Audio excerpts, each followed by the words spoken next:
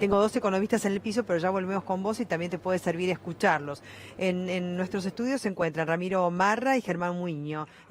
Ramiro Marra no vino, Germán Muiño y Esteban Mercatante. ¿Qué tal? ¿Cómo les va? ¿Qué tal? No puedo mirar así, estoy haciendo una entrevista a ver quién vino o no vino. Bienvenidos, estábamos hablando, justamente me pareció interesante lo que dijo Ernesto como kiosquero, porque yo recuerdo en el año 2002, después de la crisis de 2001, cómo se movían todos los organismos defensores de derechos, los consumidores, ¿no?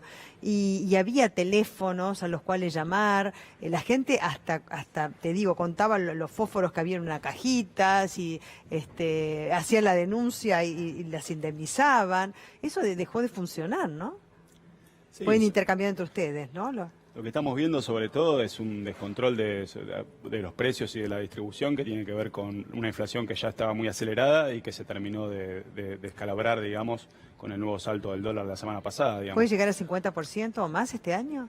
La inflación ya está en un 50% anual, si uno mira, digamos, los datos interanuales, podría llegar, digamos, hay que ver en qué nivel se va a controlar el dólar, pero ahora va a llegar al 60%, es muy probable que llegue y podría ser bastante más, digamos. Y en lo inmediato, en las últimas semanas, a pesar de que ahora hay medidas como la eliminación del IVA para algunos productos que intentan controlar los precios, lo cierto es que como el dólar no termina de estar claro si se va a estabilizar, no termina de haber señales de precios. Pero yo decía que eso en realidad es una compensación, porque la devaluación trajo de manera real o especulativa aumento de precios y digamos que de alguna manera amortigua ese impacto de los aumentos. Bueno, hoy no tienen ninguna incidencia sobre lo que es la exportación de trigo y por lo tanto no desacopla el precio doméstico del internacional. Sí, hay un conjunto de precios dolarizados, entre ellos los de los alimentos que, al tener una fuerte incidencia en la canasta exportadora, el trigo, la soja, etcétera, pero también la leche, la carne, todo eso se mueve con el dólar. ¿Es real o especulativo el aumento? Y el aumento anticipa, digamos, un movimiento del dólar que todavía, insisto, no se acomodó. Entonces, preventivamente todo eso deja de tener precio, digamos. Pero ya el precio te determina que al no haber ninguna retención, como muy bien afirmó él, al no haberse incrementado la retención, como se hizo, por ejemplo, en 2002 ocurrió eso, y eso, a pesar de eso, hubo un aumento de precios del 40% ese año, digamos. Pero hubo medidas o hubo precios como el del trigo y demás que vieron mitigado ese impacto. Bueno, pero ahora no no hay existe precios de nada referencia tampoco. Uno a veces Bueno, ve que sacaron todos los precios, porque claro, y me explicaba, digo, ¿por qué no tenés precios? Porque no sé.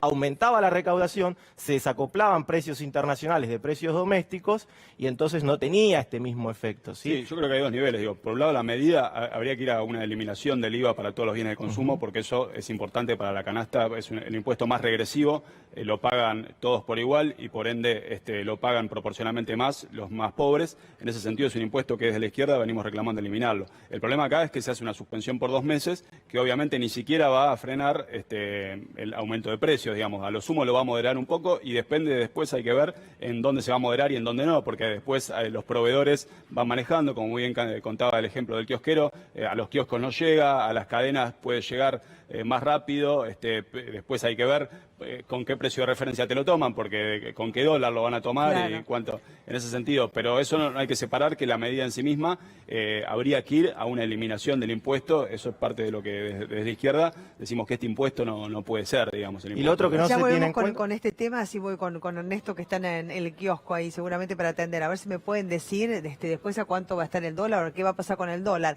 ¿Qué va a pasar con el dólar? Bueno, ahora están haciendo algo que es muy peligroso, que es diciendo que están dispuestos a vender las reservas que sean necesarias para controlarlo, digamos. Hay 58.000 millones, ¿no?, de dólares al viernes. Sí, en los hechos lo que se puede utilizar efectivamente no es mucho más de 14 o 15.000 millones de dólares. Se perdieron casi 9.000 millones de dólares desde que empezó este mes. Es decir, el ritmo de pérdida por lo que se paga de deuda, por los depósitos que caen y por lo que se está rifando en el mercado es altísimo, digamos. Entonces, el gobierno está planteando una encerrona que es ya para finalizar su mandato y para el que venga, que es o estabilizo el dólar quemando reservas, o el dólar se va a cualquier lado y se acelera la inflación y demás. Ahora, es un chantaje, digamos, que tiene que ver con el resultado de toda una política económica, monetaria, cambiaria, descalabrada desde principios del mandato y sobre todo desde que empezó la crisis, y que también es parte de un fracaso del plan del Fondo Monetario Internacional, digamos. Porque si el dólar se sigue disparando, lo cierto es que se va a seguir disparando la inflación y los más perjudicados son los que tienen ingresos fijos, ¿sí? O sea, las familias argentinas. El dólar ya nos cobró un 30% de inflación con este nivel que hay que decir que Alberto Fernández dijo que le parecía razonable. La verdad que es una devaluación fuertísima que va a tener un impacto. Una cosa es cuál es el nivel del dólar razonable y otra es cómo se llegó, ¿no? O sea, que se haya llegado a este tipo de cambio a través de una brusca devaluación. Sí, eso es resultado de un banco central que estuvo porque el impacto en el costo de vida que va a haber es terrible. Digamos. Pero, Entonces ya era un pero es resultado de un evaluación. banco central que estuvo totalmente ausente en el mercado de cambios el día lunes y que después se vio que claramente podría haber tomado otro tipo de actitud, sobre También todo. hay que decir que Alberto Fernández venía pidiendo este nivel de dólar, digamos, toda esta devaluación, es el que tenemos hoy es el dólar Alberto Fernández, digamos, el dólar Dylan lo ha llamado, yo creo que es correcto, digamos, esta devaluación no es solo responsabilidad de Macri, sino también es parte de lo que venía pidiendo la oposición cuando decía que se deje de pisar el tipo de cambio. No comparto, o sea, la verdad claramente. Que es un chantaje, decir...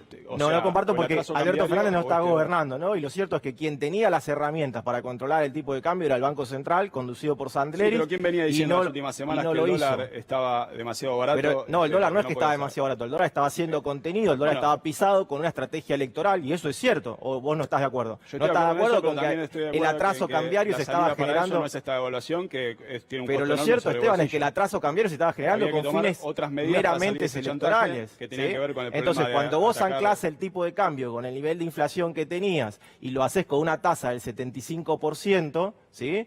Entonces, seguramente después tengas un salto en el tipo de cambio cuando tu política cambiaria es la de este gobierno, cuando es una política donde también, así como con la inflación son meros espectadores, con el tipo de cambio también. Son meros espectadores de ver cómo el sector privado forma el precio del dólar. La crisis de los trabajadores, pero bueno, siempre. Si vos querés adjudicarle... Hay que devaluar, y se devalúa y no te haces cargo. Pero entonces por eso, lo cierto es que hasta el 10 de... Muchísimas gracias a los dos. Gracias por favor, por este aporte en materia económica.